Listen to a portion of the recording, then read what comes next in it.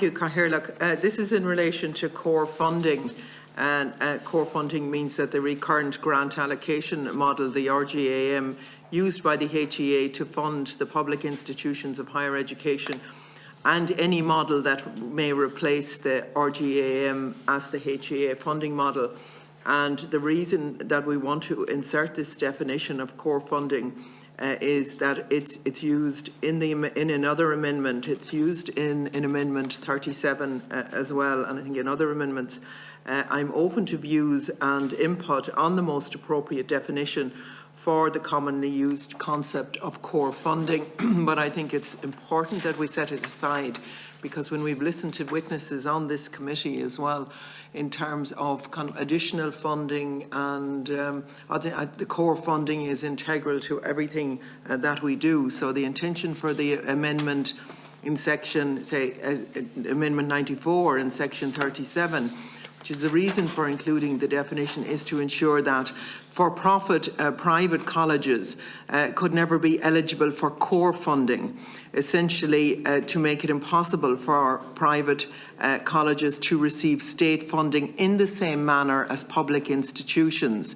I limited this to core funding only, as private colleges currently receive funding in a number of ways. But it's important to note, therefore, that this amendment does not change the current status quo. This amendment will only ensure the continuation of the current approach to funding higher education. Thank you. Second the motion, I don't need to speak to it. But, okay. Minister.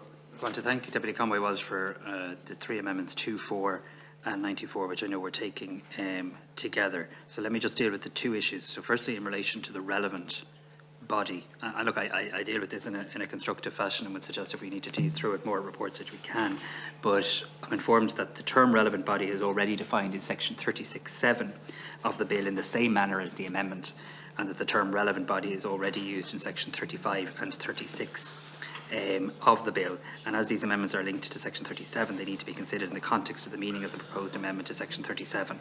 So I would contend that the relevant body piece, let's call that amendment 4, is dealt with as I've outlined in the bill. In relation to the core funding piece, and I do genuinely see what the Deputy is trying to achieve here, and let me be very clear that there is no, there's absolutely no policy intention nor any entitlement in the passage of this legislation that even a designated institution automatically has a right to core funding. So there's no policy intention whatsoever to provide core funding to for-profit private institutions. I do want to say that. I take the point that the Deputy wants to legislate against that. The current provisions of section 37 of the bill we have before us are that the HEA, with the approval of the Minister of the Day, prepares and establishes a funding framework for the allocation of funding to those institutions of higher education and other bodies that we specify in section 37(1) of the bill. This amendment seeks to extract, as the Deputy's outlined, a subset of that framework and provide that the HEA may provide core funding to universities, technological universities, institutes of technology or the National College of Art and Design. Without being too technical about it, it's not that the HEA may, the HEA already does provide core funding to these institutions, but it also provides core funding to a small number of other institutions which are not universities, technological universities, institutes of technology or the NCAD.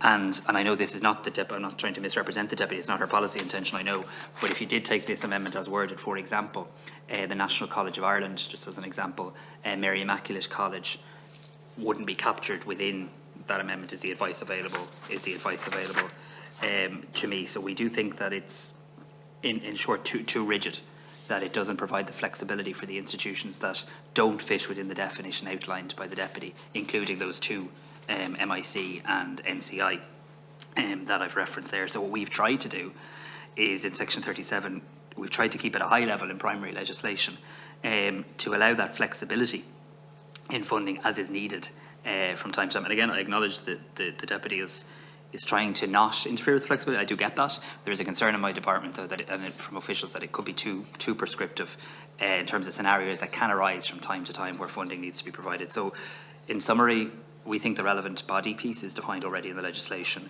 We think unintentionally the amendment would actually leave out a small number of institutions, which is not the Deputy's intention, and that are not for profit. And then thirdly, we do just think it's too prescriptive an amendment to put in primary legislation.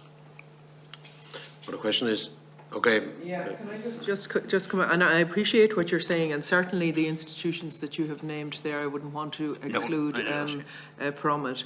I'm seeking to make a distinction between the public HEIs and the designated institutions. And my concern is, I suppose, that the bill provides a pathway for private colleges to become designated institutions of higher education, and that there are a number of grey areas in this. So that's my rationale for it. You can see, I mean, all through this bill, I think we need to protect the public nature of third level education. And no, I very much through the I very much see the deputy's intention and accept her bona fides in this, and I'm just trying to be argumentative about it. One of the purposes of the bill, though, is to provide a pathway to become a designated institution for institutions that aren't currently designated. So you could pick a number of examples across the country. What if a private college wished to become a public one? What if there's one? People will be aware of the issue around Carlow College at the moment. I'm not proposing this is the path they're on, but I'm just using it as an example. From time to time, issues can arise where institutions can look to become part of the higher education public landscape.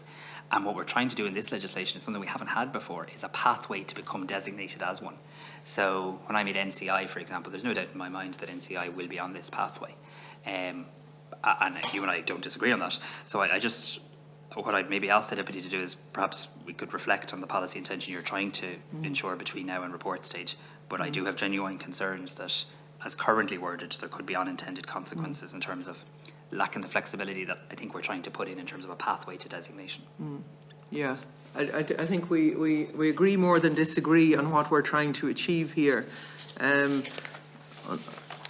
Others may wish to speak on this as well. I don't want the core funding to be diluted by spreading it to private institutions. That's not our intention.